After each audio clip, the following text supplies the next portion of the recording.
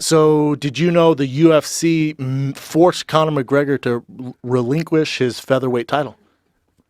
It makes sense because he has no plans on going back down to 45. So let them battle it out.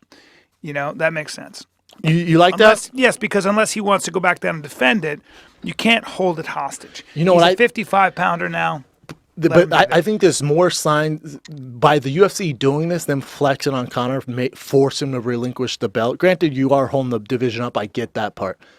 But now the fight for Conor McGregor, and I said this before, is with WME and Ari Emanuel now. It's not with Nate Diaz. It's not with Khabib. Right. It's not with Tony Ferguson. That's the easy work. Mm-hmm. And granted, those are tough matches for him.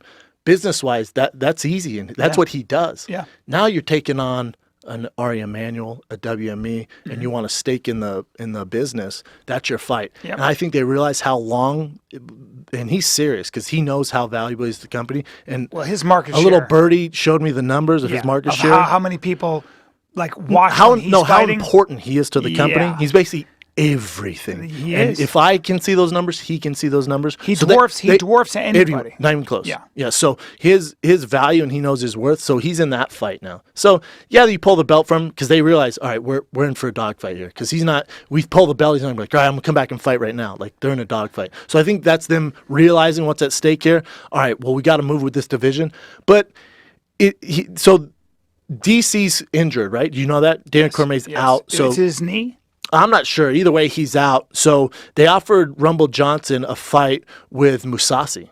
And Rumble's like, no, I'll wait for DC. Probably smart. Chances getting to the title's tough, especially at light heavyweight. Yeah. I respect Rumble for that. So they're making Anthony Pettis versus Max Holloway the main event in Toronto, and it's for the interim title. But riddle me this. If you strip Conor's belt and you give it to Jose Aldo, why the fuck are they fighting for an interim? Because Jose Aldo, I guess, is retired. No, he's back. He's back. Yeah, they're giving him. He's the champion. He's the title holder now. Okay. Because they took Conor's belt, gave it to Jose, and now you have the interim belt. Is that not weird? It is. I don't know. Because remember Aldo and Frankie fought for the interim belt at UFC 200. Remember Aldo won that. So that would make him the interim belt holder. Conor McGregor, the actual title holder, leaves. So that would make the interim guy the champion, correct? Is that not weird? What's going on here is they're creating, and it's entertainment. So let's shift through this honey dicking that's going on. I like the business move. I'm not mad at this at all. So what you're doing is you're going to make Max Holloway versus Anthony Pettis interim belt holder. Obviously, the winner of that will fight Jose Aldo to connect the actual champion.